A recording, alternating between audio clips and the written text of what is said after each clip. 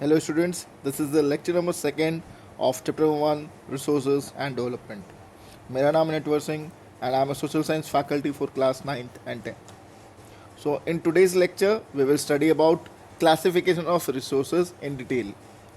So in previous lecture we have already discussed that there are four types of classification of resources, that is on the basis of origin, on the basis of exhaustibility, on the basis of ownership, and on the basis of status and development. So let's understand all these one by one. Before that, there will be a table, a tabular form in your book. आप देख सकते हैं. तो यहाँ पे दो तरीके से रिसोर्सेज को समझा रखा है, जैसे कि natural resource and human made और man made resource, renewable, non renewable. इसको और अगर डिटेल में देखें तो कंटिन्यूस, बायोलॉजिकल में natural vegetation and wildlife. Natural vegetation means from grass to trees, tall trees, सब कुछ वेजिटेशन में ही इंक्लूड होता है. Non renewable resource, that is recyclable and non recyclable.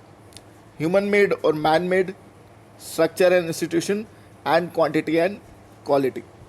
So quantity and quality means quality के अगर हम देखें तो 2000 रुपीज़ का जो करेंसी नोट है वो भी एक बहुत बड़ा रिसोर्स होता है.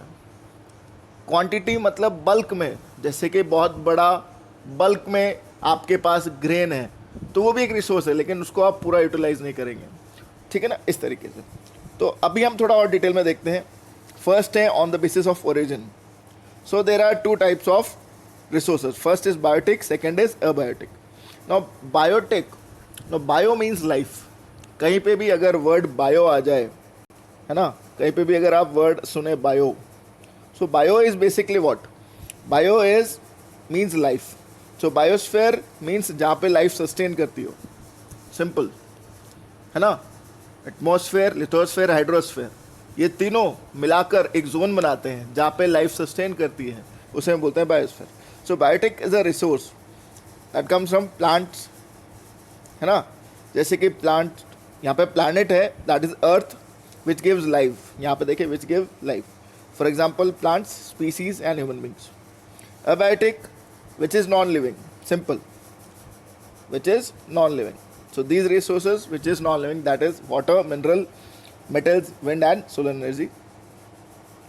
Now on the basis of exhaustibility there are two types of resources. Renewable, जो हर बार रिन्यू हो रहे हैं, अपने आप हो रहे हैं, नेचुरल तरीके से रिन्यू हो रहे हैं. एक बार यूज़ हो गया वो रिसोर्स लेकिन वापस रिन्यू हो रहा है नेचुरल तरीके से. For example wind, water, solar energy. ठीक है ना. सोलर, सन डेली राइज होगा, क्लाउड आएंगे तो चलो उसकी एनर्जी कम मिले आज, लेकिन कल वापस मिलेगी. जो एनर्जी वेस्ट ना हो या फिर फिनिश ना हो, and it will get renew naturally. Non renewable means which need years to get into their formation.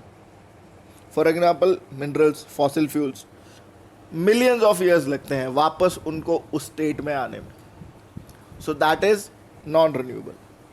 Renewable which means which renews daily on the basis of daily or very early, जो जल्दी से renew हो जाए और हम उसे use कर सकें.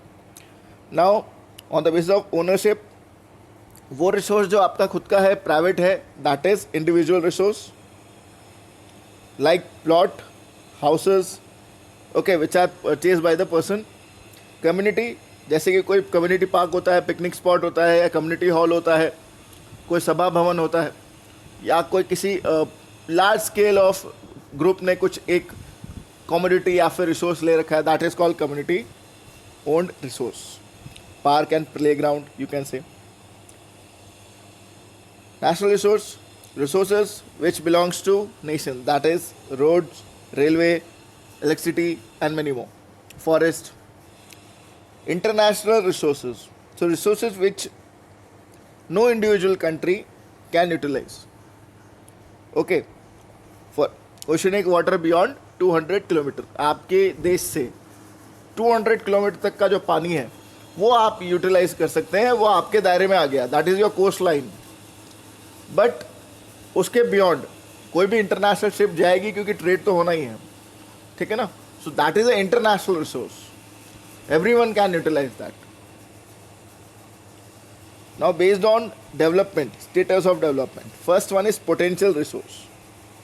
Now potential resource का मतलब है that we know that this particular place can be utilized to produce more electricity or more resources, more energy, and we also know the technology, but we are not having sufficient fund, we are not having sufficient money, or it could be any other problem to utilize that place potentially as per the potential. कि उस place की potential तो ज़्यादा production की है, लेकिन उसमें से आउटपुट निकालने की हमारी क्षमता नहीं है. जैसे कि राजस्थान और गुजरात, वहाँ पे आप सोलर पावर से बहुत कुछ एक एनर्जी जनरेट कर सकते हैं, इलेक्ट्रिसिटी, बट इतना सोलर पैनल लगाने का जो खर्चा है वो might be government can afford. So this is called potential resource. Developed resource, so developed resources are which are already looked over, which are already surveyed and we are using. ठीक है ना, we are using. Now stock means those resource that we don't have technology. In potential we are having technology, in stock we are not having technology. Though we know the idea कि इस तरीके से हम कर तो सकते हैं, लेकिन करें कैसे, टेक्नोलॉजी नहीं है हमारे पास. फॉर एग्जांपल अगर वाटर है तो उसमें H2 है, हाइड्रोजन और ऑक्सीजन. हम ऑक्सीजन को अलग कर सकते हैं, किसी पेशेंट को चाहिए तो हम वहाँ पे उसको इम्प्लीमेंट कर सकते हैं, बट सेपरेशन के लिए जो प्रॉपर टेक्नोलॉजी है वो नहीं है. आइडिया है, वर्क कर रहे हैं, जिस दिन मिल जाएगा उस दिन ठीक है. तो that is stock. Now reserves means that we have saved, हमने उसको सेव करके रखा है रिजर्व रिसोर्स को एज अ रिजर्व, कि हम फ्यूचर में उसको यूज़ करेंगे. अब हम यूज़ नहीं कर रहे हैं. जैसे कि डैम का पानी, समझ में आया, तो उससे हम हाइड्रो इलेक्ट्रिसिटी पावर नहीं यूज़ कर रहे हैं, क्योंकि वो जो फ्लो करेगा तभी टरबाइन घूमेगा, बट हम नहीं कर रहे. क्यों नहीं कर रहे हैं? इसका रीज़न ये है कि जो पानी स्टोर है वो फार्मर के लिए या फिर कॉमन सिटीजन के लिए जब ड्राउट का सिचुएशन होगा, जब रेनफॉल कम होगा, तब यूज़ कर सकते हैं. तो ये है रिजर्व. आई होप आपको सारे के सारे समझ में आए होंगे. So now you need to answer one question, that is explain the resources which are based on exhaustibility. यही आपको क्वेश्चन करना है. साथ में आप अलग अलग चीज़ें भी लिख सकते हैं, जैसे कि define stock, reserve and potential resource. ये सेकंड क्वेश्चन हो सकता है आपका. Thank you very much.